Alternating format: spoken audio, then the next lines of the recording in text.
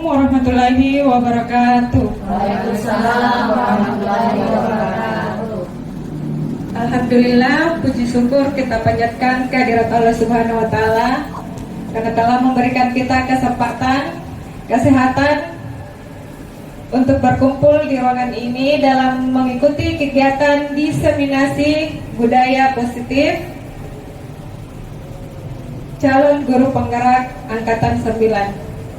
Pertama-tama saya ucapkan terima kasih kepada Ibu Kepala Sekolah Dr. Anda Sistowati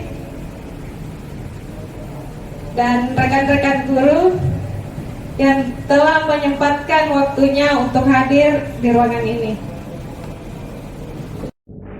Nah, sebelumnya kita akan mendengarkan dulu lantunan Indonesia Raya. Hadirin dipersilakan untuk berdiri.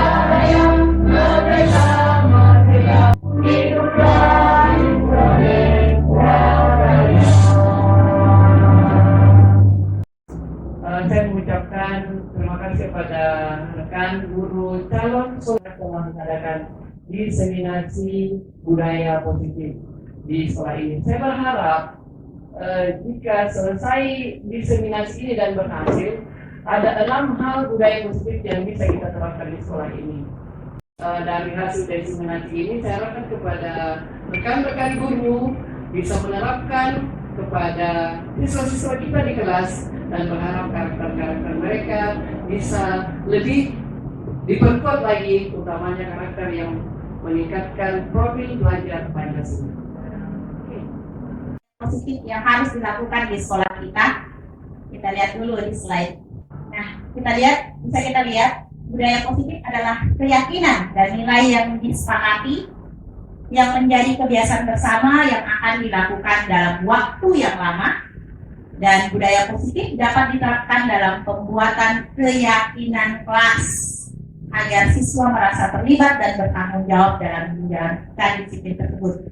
Nah, sekarang di sini keyakinan kelas kita berfokus pada 2 kata ini. Nah, hari inilah tempat kita untuk membuat keyakinan kelas. Tapi keyakinan kelas ini mempunyai beberapa alur supaya kita bisa membuat sesuatu keyakinan kelas yang betul-betul akan dipatuhi oleh anak-anak. Oke, kita lihat lagi slide berikutnya. Nah, oke. Misalnya kita lihat ada A dengan B. Misalnya Ulfa dengan Minda, Bu Wati dengan Bu Buniar, Bu Mirna dan Bu Ria, Pak Erwin sama Ibu menyobek secari kertas kecil. Kemudian misalnya saya kasih Ulfa, ya, Ulfa menggenggam secari kertas tersebut.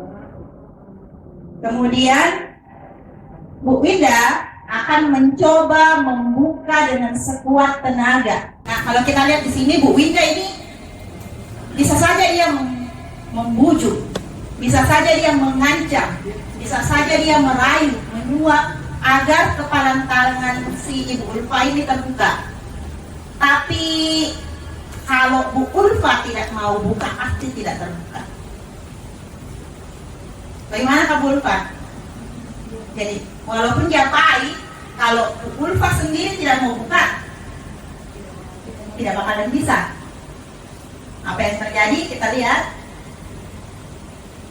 Nah, kemungkinan yang terjadi, Bu Ulfa bersedia membuka atau tetap bertahan dengan genggaman. Nah, kalau kita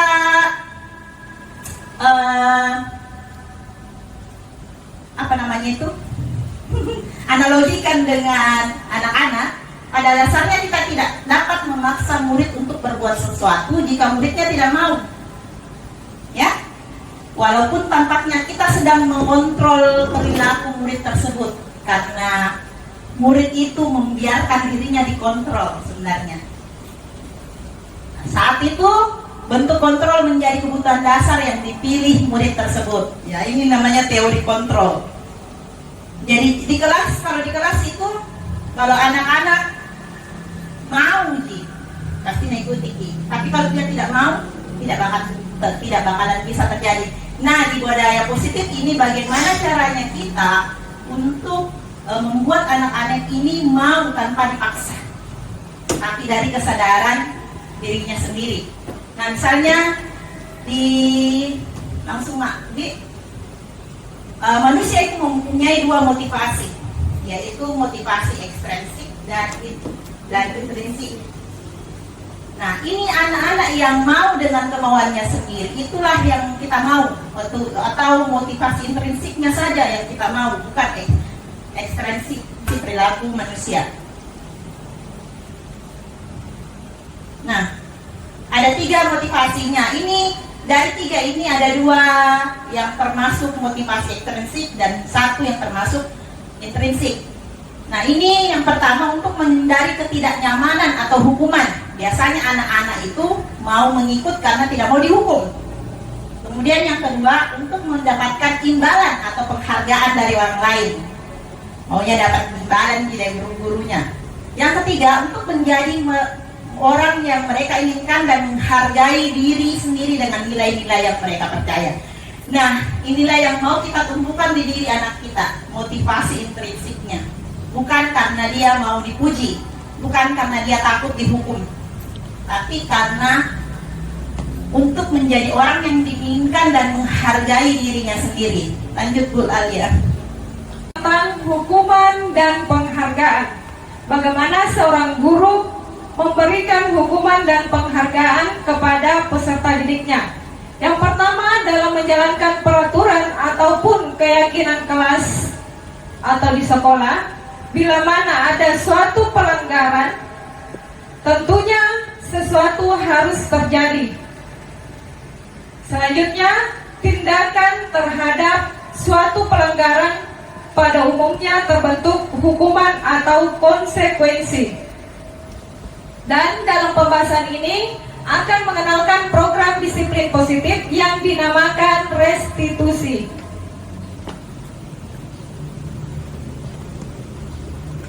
Hukuman atau konsekuensi. Nah, di sini kita akan melihat tindakan guru ini apakah termasuk hukuman atau konsekuensi. Bapak Ibu, kita perhatikan. Yang pertama, membersihkan coretan yang dibuatnya di meja tulis. Menurut Bapak dan Ibu guru, apakah ini termasuk hukuman atau konsekuensi? Konsekuensi.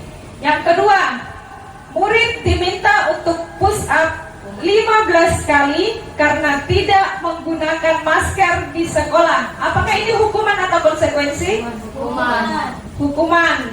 Terus yang ketiga, tindakan yang ketiga, menggantikan kertas tugas teman yang telah dicoret-coret. Konsekuensi. Selanjutnya, berjemur di lapangan basket pukul 12.00 siang karena mengobrol dengan temannya. Hukuman. Tindakan yang berikutnya, murid diminta bertelanjang kaki sepanjang hari karena tidak menggunakan sepatu warna hitam sesuai peraturan sekolah. Konsekuensi atau hukuman? Hukuman? Ada 2 pendapat kayaknya ini. Ada yang bilang konsekuensi dan ada yang berpendapat bahwa itu adalah hukuman. Coba menurut Ibu Sardiawati, alasannya kenapa pendapat? Ada yang berpendapat tindakan guru yang meminta murid untuk bertelanjang kaki sepanjang hari karena tidak menggunakan sepatu warna hitam sesuai peraturan sekolah. Ada yang berpendapat ini adalah hukuman dan ada yang berpendapat bahwa ini adalah konsekuensi. Menurut Ibu Sardiawati ini adalah Konsekuensi. Alasannya Ibu? Karena siswa sudah tahu bahwa peraturan di sekolah itu memakai sepatu warna hitam. Sedangkan dia sudah tahu bahwa kalau saya memakai sepatu warna putih pasti ada hukumannya dari sekolah, ya, konsekuensinya dari sekolah. Terima kasih jawabannya Bu. Yang berpendapat tadi ini adalah hukuman, boleh kasih pendapatnya Ibu? Ibu Mirna. Oke, jadi menurut saya murid diminta bertelanjang kaki sepanjang hari karena tidak menggunakan sepatu warna hitam sesuai peraturan sekolah itu adalah hukuman. Karena peraturan sekolah memang tidak menggunakan sepatu warna hitam. Saya mengatakan ini hukuman karena dia disuruh untuk bertelanjang kaki. Kalau konsekuensi itu dia diberikan kesempatan untuk memakai sepatu yang sesuai dengan aturan sekolah. Seperti itu. Terima kasih. Di depan kelas sambil mengangkat kaki satu karena tidak bisa menjawab pertanyaan. Apakah itu hukuman atau konsekuensi? Hukuman. Hukuman, semangat semuanya menjawab hukuman. Nah, selanjutnya tindakan membersihkan tumpahan air di meja tulis karena tersenggol pada saat belajar. Konsekuensi. Nah, kita lihat jawaban dari rekan-rekan guru. Disesuaikan. Yang pertama konsekuensi, yang kedua hukuman, tindakan yang ketiga konsekuensi, seterusnya hukuman, dan yang terakhir adalah konsekuensi. Jadi tadi yang pendapat murid diminta bertelanjang kaki sepanjang hari karena tidak menggunakan sepatu warna hitam sesuai peraturan sekolah itu adalah hukuman. Hukuman ini tidak terencana. Murid tidak tahu apa yang akan terjadi. Murid tidak dilibatkan serta bersifat satu arah. Biasanya cuma dari guru ke peserta didik mengambil tindakan. Dan yang terakhir berupa fisik atau psikis, disakiti dengan perbuatan atau dengan kata-kata. Sedangkan konsekuensi ini terencana dan sudah disepakati oleh guru dan peserta didik. Dan dibuat guru dan murid sudah tahu sebelumnya serta konsekuensinya. Selanjutnya diberikan berdasarkan data yang diukur berapa kali pelanggaran tersebut dilakukan. Dan guru selalu memonitor murid. Dan terakhir murid tetap dibuat tidak nyaman dengan pelanggarannya. Nah, dihukum oleh penghargaan. Mungkin ada yang berpikir apa maksud dari kata-kata dihukum oleh penghargaan. Selama ini kita biasa memberikan penghargaan kepada peserta didik kita jika melakukan suatu prestasi atau apa. Ternyata hal ini berdampak negatif bagi peserta didik. Ini istilahnya dihukum oleh penghargaan. Kenapa? Ini efektif untuk pengaruh jangka pendek saja, tidak untuk jangka panjang. Dia akan ketergantungan, tidak menyadari tindakan baiknya. Dia hanya termotivasi sama hadiahnya atau penghargaan yang akan dia dapat. Dia tidak berpikir bahwa tindakannya itu ada manfaatnya untuk dirinya, untuk jangka panjang. Jadi cuma ini melakukan karena saya akan mendapat penghargaan, entah itu berupa hadiah atau pujian, karena dia mau dipuji oleh temannya dan gurunya. Selanjutnya merusak hubungan, timbul rasa iri dan berhenti mencoba. Jadi kalau misalnya ada temannya yang sudah mendapat penghargaan, pasti yang temannya yang lain akan merasa, iya tahu apa mami, sakinya mami, begitu. Dia terus yang dapat hadiah, saya tidak. Atau dilihat kita temannya dapat, nggak bilang apa mi, dia mami terus yang juara. Nah itu akan menimbulkan rasa iri oleh temannya yang lain dan akan merusak hubungan antara peserta didik. dan mengurangi ketepatan karena akan lebih banyak membuat kesalahan dan menurunkan kualitas. Dia akan berhenti berkembang, tidak akan meningkatkan kreativitasnya. Yang dia kejar bagaimana dia bisa mendapat penghargaan atau mendapat pujian, tidak berpikir bagaimana adakah cara lain untuk mendapatkan untuk bisa menjadi lebih baik, dan mematikan kreativitas. Ya, sama yang di atas, menurunkan kualitas dan mematikan kreativitas. Dia tidak berpikir lagi bagaimana untuk mengembangkan dirinya, bagaimana untuk menjadi lebih baik, karena yang dikejar hanya mendapat hadiah atau penghargaan. Dan menghukum, tidak mendapat penghargaan. Tidak ada dari dalam dirinya. Semua ini motivasinya dia dapatkan dari ekstrinsik saja, dari penghargaan. Fokusnya dari penghargaan atau hadiah itu saja, bukan dari dalam dirinya bahwa saya ingin menjadi lebih baik, makanya akan berbuat yang baik. Tapi karena ada motivasi dari luar, baik penghargaan maupun hukuman adalah cara-cara mengontrol perilaku seseorang yang menghancurkan potensi untuk pembelajaran yang sesungguhnya. Tindakan memberikan penghargaan nilainya sama dengan menghukum seseorang. Restitusi menjadi sebuah pendekatan untuk menciptakan disiplin positif. Jadi antara menghukum dan memberikan penghargaan itu sama-sama memberikan efek negatif pada peserta didik, karena tidak memberikan kesempatan kepada peserta didik untuk membangun motivasi yang baik dari dalam diri peserta didik itu sendiri. Bentuk program kebajikan atau apresiasinya, dalam memberikan apresiasi atau pengakuan perlu diingat beberapa hal. Yang pertama, beri pengakuan secara khusus. Yang kedua, beri pengakuan secara pribadi.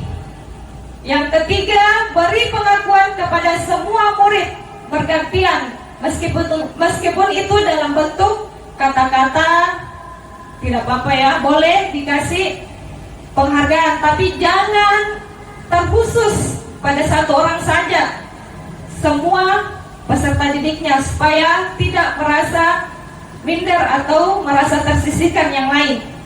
Dan beri pengakuan secara konsisten.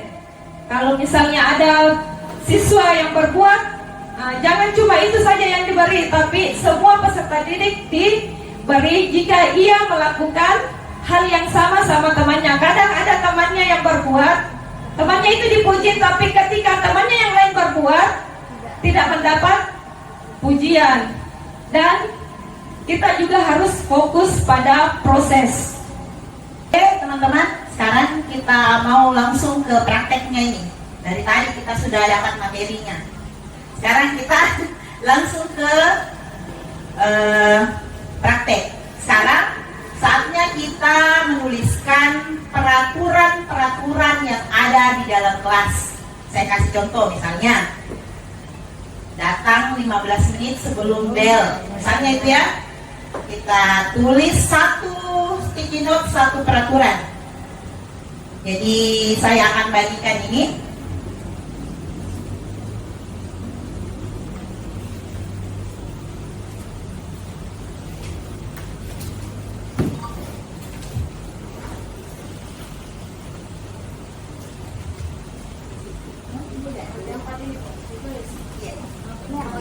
Peraturan saja yang ada di kelas. Satu, ya.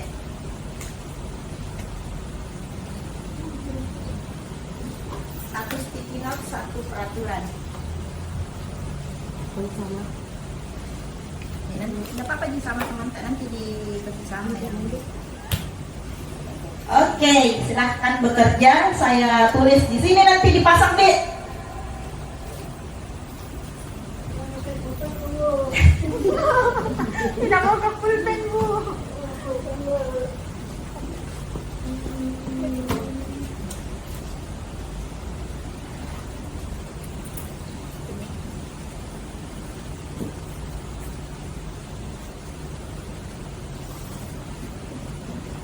Biasanya kalau peraturan dilarang. Jangan Kita kalimat atau kita keyakinan kelas. biar keyakinan diubah tuh dari kalimat positif ke Kalimat positif dulu tuh, baru keyakinan kelas.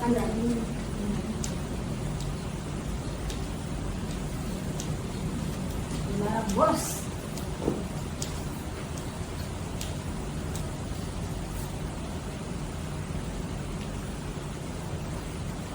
Oke, di sini di syuting kayaknya orang lagi bekerja nih. Anu Ki, tik. Cut. Jadi pesertanya yang dikasih ini.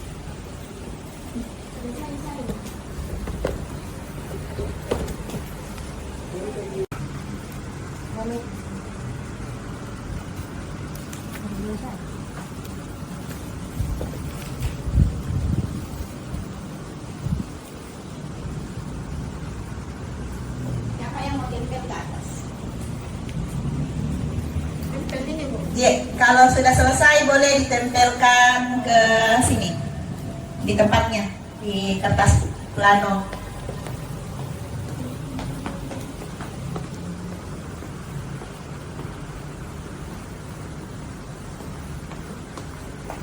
Diharapkan nanti teman-teman bisa memperagakan di dalam kelas sampai didapat keyakinan kelas di kelas masing-masing.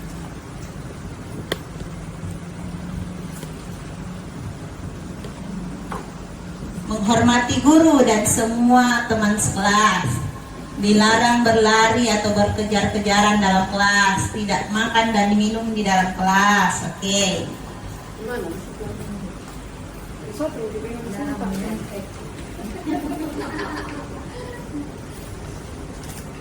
ini ya Bu.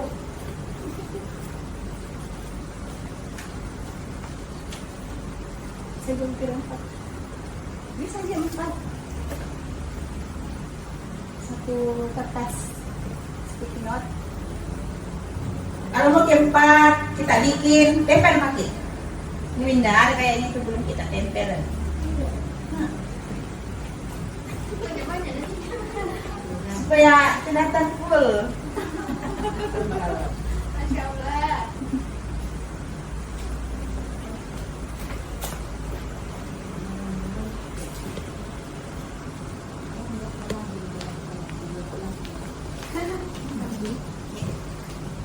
Oke, terima kasih buat teman-teman.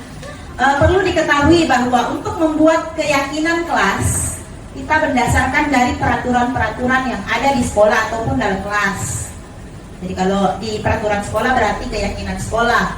Kalau peraturan kelas berarti keyakinan kelas. Nah, inilah tahapannya. Tahapan pertama kita kategorikan dulu peraturan kelasnya. Saya bacakan: menghormati guru dan sesama teman sekelas, masuk kelas tepat waktu, dilarang membuang sampah, menghormati guru, ini sama. Berperilaku sopan, menghargai satu sama lain sama. Dilarang bolos, mohon izin bila keluar, makan minum, dilarang buang sampah, harus berbicara sopan. Dilarang membuang sampah dalam kelas, ini sama. Ini makanan.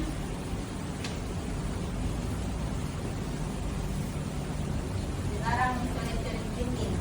Oke, sekarang ada 1, 2, 3, 4, 5, 6, 7, 8, 9 peraturan kelas. Nah, ini hampir-hampir mirip, yaitu menghormati guru dan sesama teman sekelas.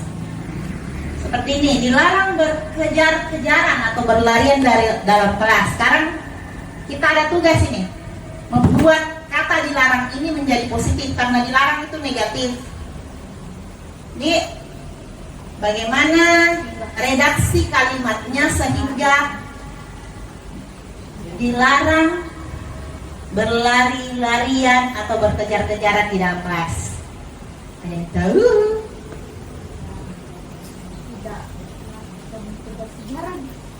Ya, Tidak ada kata tidak. Tidak ada kata tidak. tidak. Tidak itu berarti negatif. Ya, bersikap tertib dalam kelas itu bisa masuk. Atau bersikap apa? Tertib dalam kelas. Ya. Dia bisa masuk. Jadi kalimat positifnya memang cara masuknya. Sampai begitu. Banyak. Baca di sana.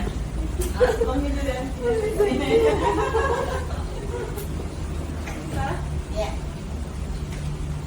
Peraturan yang pertama, berperilaku sopan dalam kelas, berperilaku tertib dalam kelas. Yang ini dulu yang lari-lari tadi konbil.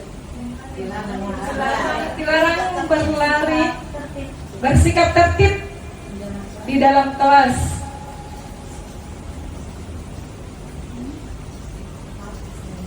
Oke. Peraturan kedua, dilarang membuang sampah dalam kelas. Apa itu kalimat positif? Kalimat positifnya, Buang sampah pada tempatnya. iya cocok. Itu. Buang sampah pada tempatnya. Buanglah sampah pada tempatnya. Membuang sampah. Membuang atau buanglah.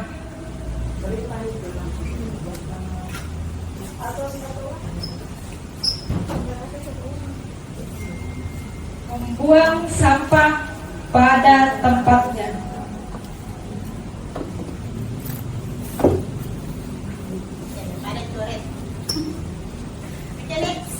Peraturan selanjutnya, tidak makan dan minum di dalam kelas. Tidak makan dan minum di dalam kelas. Menyarankan makan di luar kelas. Iya. Ya, makan dan minum di luar kelas. Minum di luar kelas. Makan dan minum di luar kelas. Kata tidak dan dilarang itu termasuk kalimat negatif Gitu ya. yang akan diubah menjadi kalimat positif. Oke, berikutnya. Berikutnya, mohon izin jika ingin keluar kelas. Sudah termasuk positif. Mohon izin jika ingin keluar kelas. Saya nggak minta izin atau mohon izin. Minta izin. Sudah termasuk kalimat positif. Minta izin. Meminta izin ketika ingin keluar kelas. Berikutnya, masuk kelas tepat waktu. Positifnya itu karena kalau negatifnya jangan terlambat. Mohon masuk kelas tepat waktu. Sudah positif. Masuk kelas tepat waktu.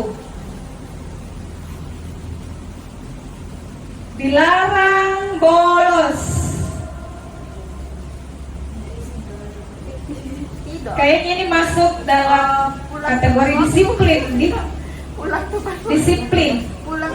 Ini masuknya disiplin. Pulang sesuai dengan pada waktunya. Karena kalau dia pulang tidak sesuai dengan jam pulang, berarti dia tidak disiplin. Sama.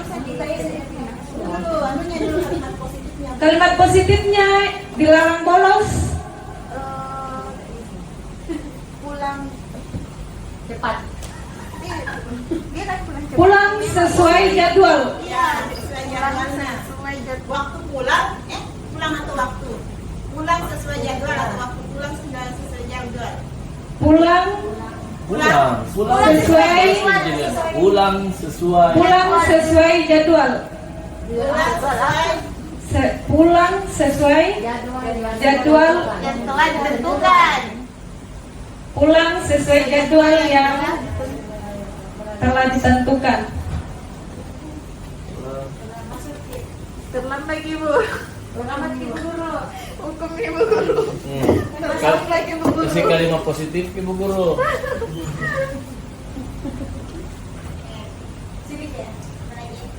Berikutnya, dilarang mencoret dinding, meja, dan buku paket di dalam kelas. Boleh mencoret mencoret. Silakan mencoret di buku gambarmu. Kata dilarang tidak diperbolehkan. Jadi Mencegah. Boleh mencoret. Apa kelebihan? Melindungi ruangan. Coret pada tempat. dilarang Rawatlah, mencoret. rawatlah, Dinding-dindingan. rawatlah semua peralatan kelas, apakah perlengkapan kelas. Bagaimana kebersihan kelas apa? Menjaga kebersihan kelas. Menjaga kebersihan kelas.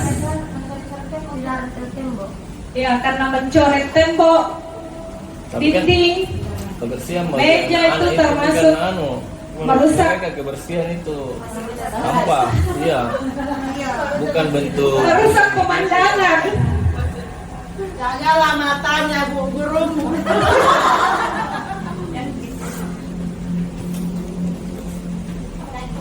Bu Fajri, Menghormati guru dan sesama teman. jarang menghormati. Sudah positif. Apa tadi? Menghormati guru dan sesama teman. Dari mana ini? Apa? Di lakukan ke sekolah. Oke, benar. Kan sama juga.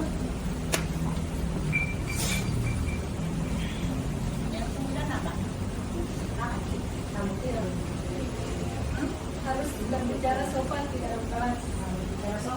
Kan semua sopan santun sesama. Harus berbicara sopan di dalam kelas. Bertutur Iya. Kata harusnya bertutur kata yang sopan dan santun. berbicara atau bersikap sopan. Bersikap sopan di dalam kelas. Bilang tadi sopan santun bukan?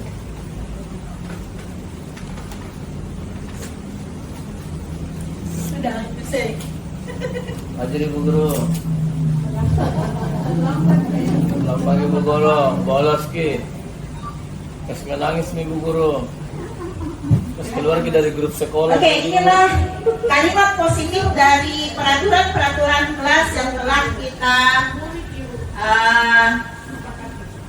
kita tulis tadi. Yaitu yang pertama, bersikap tertib di dalam kelas. Yang kedua, membuang sampah pada tempatnya.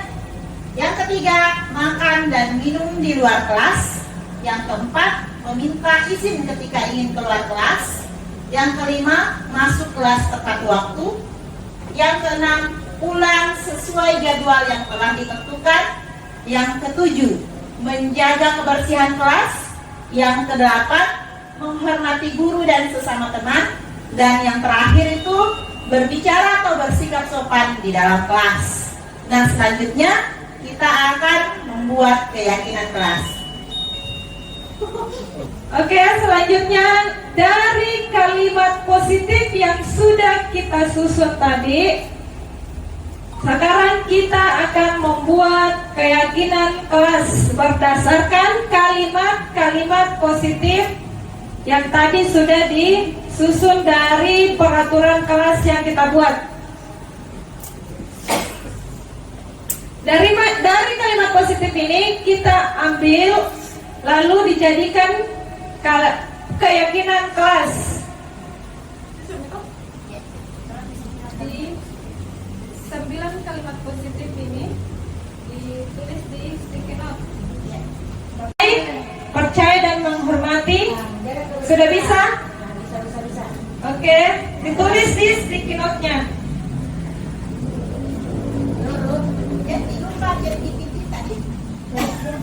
Itu keyakinan kelas dari kalimat positif tadi dijadikan keyakinan kelas.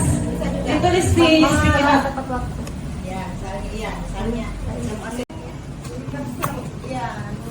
Misalnya nilai universal, kebajikan dan nilai universal. Jangan kelut, menulis ke dulu. Kelas bisa satu kalimat. Mandiri, bertanggung jawab, Berdasarkan kalimat positif, jangan yang negatif lagi.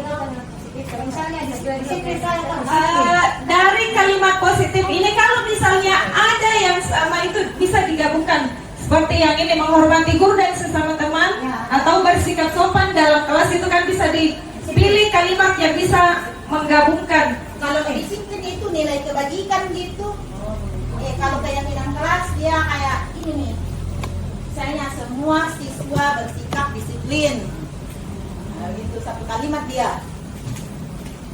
Ay, hang nih. Nggak mau tahan. Ini seperti ini contohnya, selalu bersikap positif, senantiasa menjadi diri terbaik, percaya dan menghormati orang lain serta barang miliknya. Nah, tadi kan kita kalimat positifnya yang pertama, bersikap tertib di dalam kelas.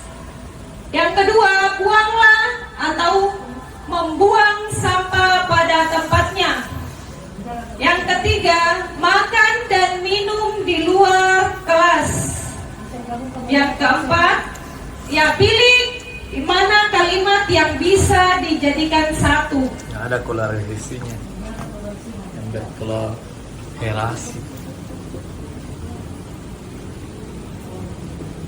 Makan dan minum di luar kelas, meminta izin ketika keluar kelas, masuk kelas tepat waktu, pulang sesuai jadwal yang telah ditentukan. Yang ketujuh, menjaga kebersihan kelas. Yang kedelapan, menghormati guru dan sesama teman. Dan yang terakhir, berbicara atau bersikap sopan dalam kelas.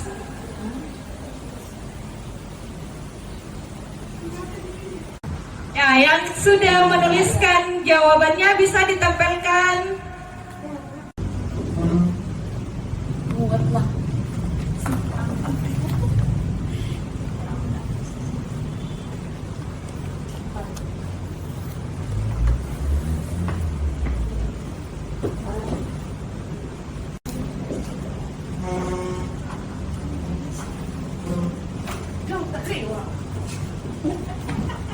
Lambat lagi protes lagi.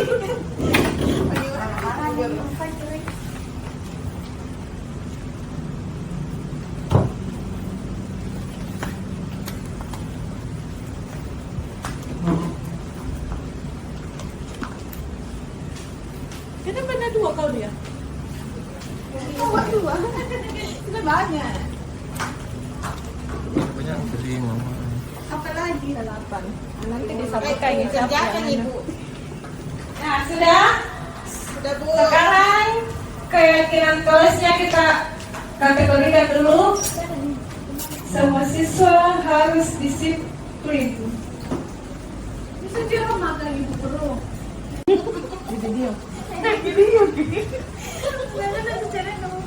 Baik, jadi keyakinan kelas kita setelah dikategorikan ini ada yang pertama, saling menghormati dan menyayangi sesama teman kelas. Dan kedua, semua siswa bersikap mandiri. Ketiga, berlaku sopan santun dan saling menghargai satu sama. Ini sama ya sama yang tadi.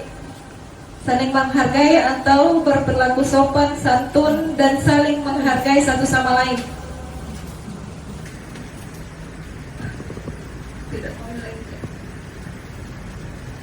Jadi ada 4. Saya ulang. Yang pertama, menghormati sesama baik guru maupun murid. Keyakinan yang kedua, semua siswa bersikap mandiri. Yang ketiga, semua siswa menjaga kebersihan di dalam kelas. Dan keyakinan yang terakhir, semua siswa harus disiplin. Jadi keyakinan kelas yang sudah kita sepakati ini harus diterapkan di dalam kelas. Semuanya sudah sepakat? Kebutuhan dasar manusia. Ada penguasaan, bertahan hidup, ketenangan, kasih sayang, merasa diterima, dan kebebasan. Nah, sekarang kita ke materi posisi kontrol guru. Kita lihat mana-mana sebenarnya ini yang kita sebagai institut yang biasa kita laksanakan di kelas. Posisi kontrol itu ada 5 Bapak Ibu. Yang pertama itu penghukum. Mungkin ini terus terang saya kayaknya masih di penghukum sebelum di CGP. Seorang penghukum bisa menggunakan hukuman fisik maupun verbal. Patuhi aturan saya atau awas. Kita lihat kalimatnya ya. Kamu selalu saja salah. Selalu, pasti selalu yang terakhir selesai. Kadang kita berkata begitu sama siswa tak. Walaupun tanpa dipukul, tapi dengan kata-kata yang menusuk di hati. Dan itu sebenarnya berbekas sampai besar. Kemudian pembuat rasa bersalah. Biasanya guru akan bersuara lebih lembut. Ibu sangat kecewa sekali dengan kamu. Berapa kali Bapak harus memberitahu kamu ya? Itu membuat jadi anak-anak merasa bersalah. Nanti kita lihat apakah ini bagus atau tidak. Kemudian ada lagi posisi sebagai teman. Guru pada posisi ini tidak akan menyakiti murid, namun akan tetap berupaya mengontrol murid melalui persuasi. Ayo bantulah demi Bapak ya. Kadang kita merajuk sama anak-anak. Ayo ingat, tidak. Apa ini? Tidak. Ayo ingat tidak bantuan Bapak selama ini, atau enggak, kasihan kok enggak guru capeknya mengajar, enggak begitu Ki. Nah ini Dek, kayak teman Ki sama si anak. Kemudian sebagai pemantau, yaitu memantau berarti mengawasi. Posisi pemantau berdasarkan peraturan-peraturan dan konsekuensi. Peraturannya apa? Apa yang telah kamu lakukan? Sanksi atau konsekuensinya apa? Misalnya anak-anak, kenapa datang terlambat? Tahu di peraturannya. Nah, itu sebagai pemantau. Nah, yang terakhir adalah manajer.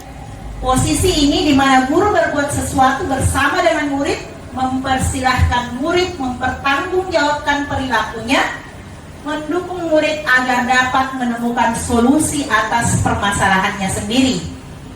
Apa yang kita yakini? Kembali ke keyakinan kita. Apa rencana kamu untuk memperbaiki hal ini? Nah itu sedikit kalimat dari guru ketika pada posisi manajer. Nah dari kelima posisi ini, posisi yang dilakukan oleh seorang guru adalah sebagai manajer.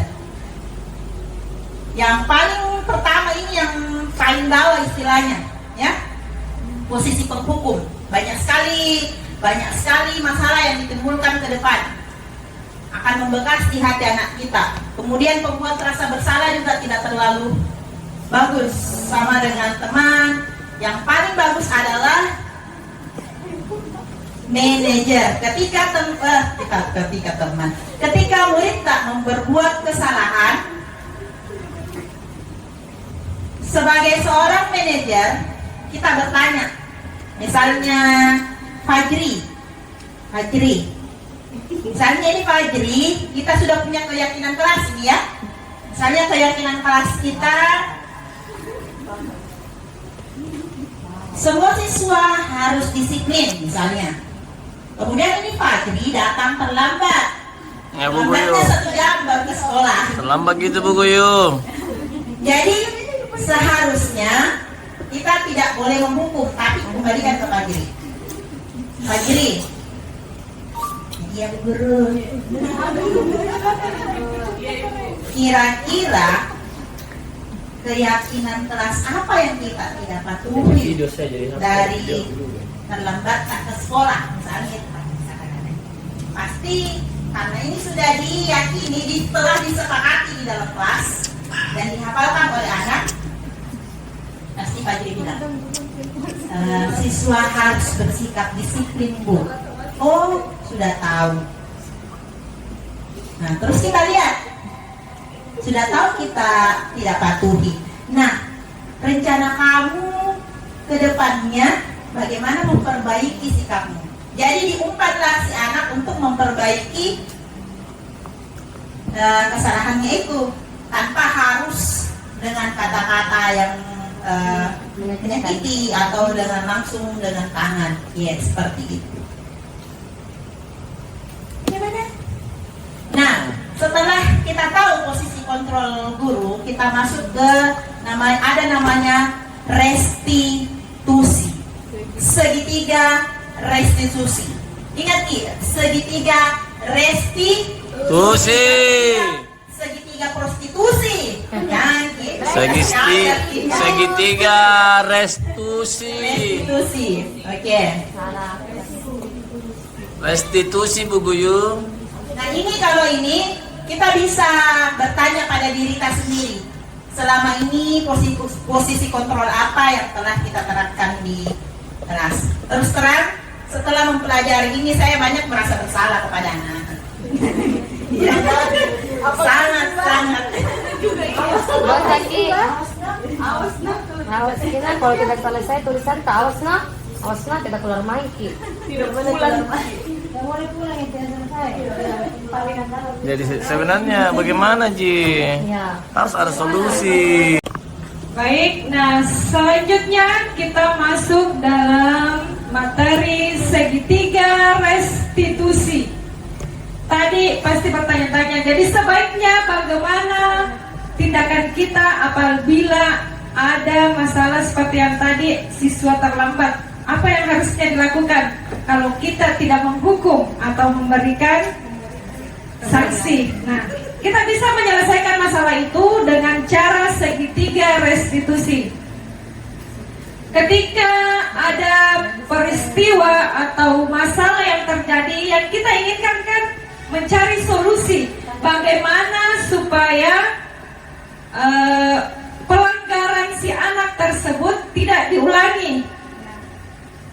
Kita cari solusinya seperti apa, mencari jalan keluarnya. Jadi bisa dengan langkah segitiga restitusi. Dalam segitiga restitusi ini ada 3 langkah. Langkah yang pertama adalah menstabilkan identitas. Di sini kita semua akan melakukan hal terbaik yang bisa kita lakukan. Bagaimana caranya meyakinkan anak tersebut bahwa kesalahan yang ia lakukan itu adalah hal yang bisa saja dilakukan oleh orang lain, sehingga dia tidak merasa bahwa apa yang dia lakukan itu adalah sesuatu yang tidak bisa diperbaiki, tapi adalah sesuatu yang bisa diperbaiki dan hal yang wajar. Bagaimana kita mencari solusi agar ia tidak mengulangi kesalahannya atau pelanggarannya. Langkah yang kedua adalah validasi tindakan yang salah. Pada langkah ini, semua perilaku memiliki alasan. Jadi ketika anak kita melakukan pelanggaran, kita cari tahu apa alasan ia melakukan hal tersebut. Karena pasti setiap pelanggaran itu pasti ada alasannya. Kenapa ia melakukan itu? Baik itu disengaja maupun tidak disengaja. Dan langkah yang ketiga adalah menanyakan keyakinan yang sudah disepakati. Yang tadi keyakinan kelas, kita tanyakan kembali kepada anak-anak kita, apakah dia sudah melakukan keyakinan kelas yang sudah kita sepakati. Jadi tujuan dari keyakinan kelas itu adalah bagaimana kita memberikan motivasi dari dalam diri anak tersebut, bukan dengan cara menghukum atau dari pemberian hadiah. Jadi bukan dari pengaruh ekstrinsik, tapi dari intrinsik, dari dalam dirinya. Dia melakukannya karena ia menyadari betul bahwa apa yang dilakukannya itu baik untuk dirinya.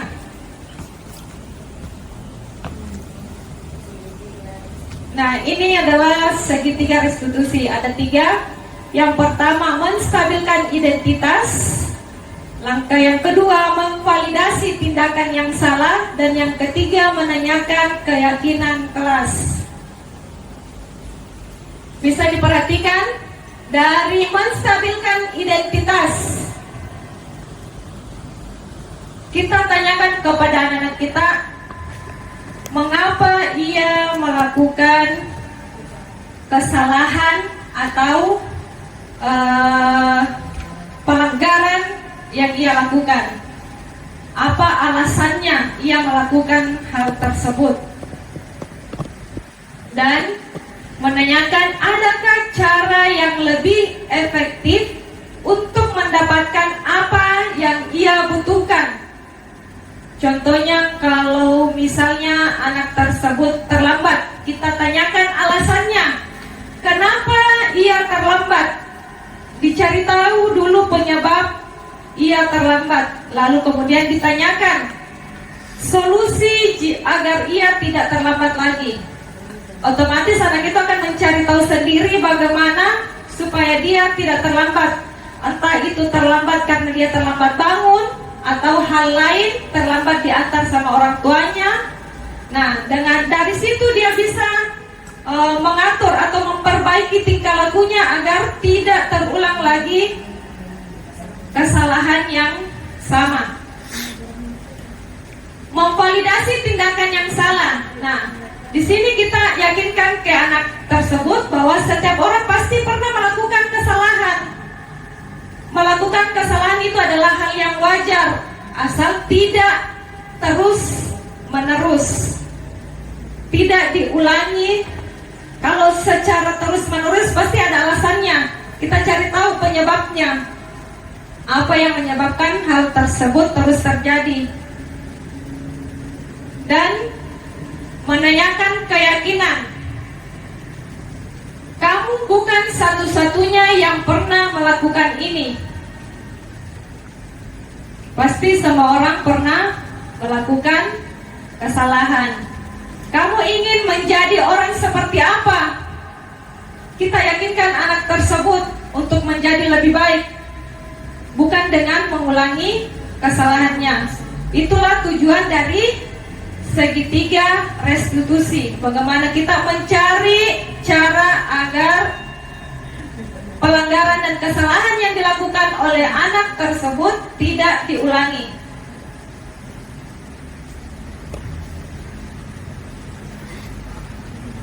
Segitiga restitusi di bagian menstabilkan identitas. Ini bagian dasar dari segitiga restitusi. Tujuannya untuk mengubah identitas anak dari orang yang gagal karena melakukan kesalahan menjadi orang yang sukses. Dan tidak ada manusia yang sempurna. Alhamdulillah, sekarang kita sudah sampai di penghujung kegiatan kita pada hari ini. Saya ucapkan banyak terima kasih kepada rekan-rekan Bapak Ibu Guru telah meluangkan waktunya untuk membahas budaya positif di dalam kelas. Semoga kedepannya kita bisa menerapkan keyakinan kelas yang sudah kita praktekkan tadi di dalam kelas kita masing-masing, dan semoga apa yang kita lakukan hari ini bisa bernilai ibadah dan bisa bermanfaat untuk kita semua. Saya akhiri, wabillahi taufiq wal hidayah, wassalamualaikum warahmatullahi wabarakatuh. Waalaikumsalam warahmatullahi wabarakatuh. Baik, terima kasih atas kesempatan yang diberikan oleh Bapak, Ibu, serta teman-teman sekalian. Hari ini sungguh saya mendapatkan pembelajaran yang banyak tentang bagaimana cara memberlakukan murid dalam pemberian sanksi atau konsekuensi, serta bagaimana posisi sebenarnya seorang guru terhadap muridnya. Jujur, setelah saya melihat dan mendengar sendiri ulasan dari materi ini, saya menjadi sangat begitu menyesal. Ternyata yang saya lakukan selama ini betul-betul tidak memihak terhadap murid. Ya. Jadi saya merasa, oh saya ternyata pernah dan selalu menzalimi murid. Walaupun mungkin maksud dan tujuan kita sama-sama baik, tapi ternyata dari segi ilmu pengetahuan itu berbeda. Jadi kesimpulan saya pada hari ini luar biasa kepada Ibu Rinda dan Ibu Alia yang sudah melaksanakan kegiatan diseminasi ini.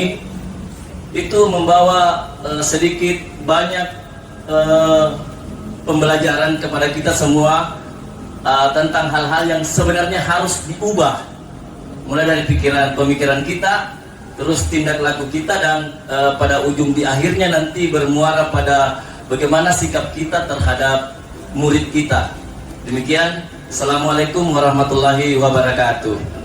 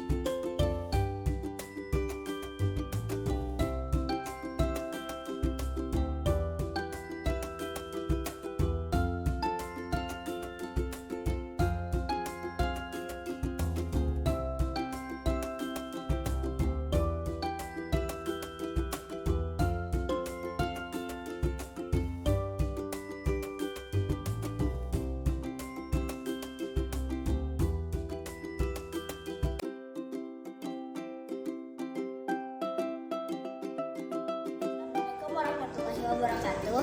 Perkenalkan, nama saya Hana Putri Ertina. Saya kelas RA Kartini. Saya Naila Salsabila dari kelas 6 RA Kartini.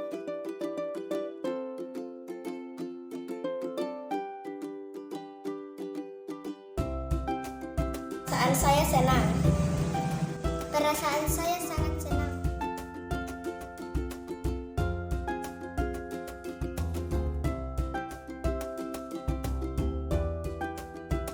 Menurut saya sangat penting. Pembuatan keyakinan kelas sangat penting.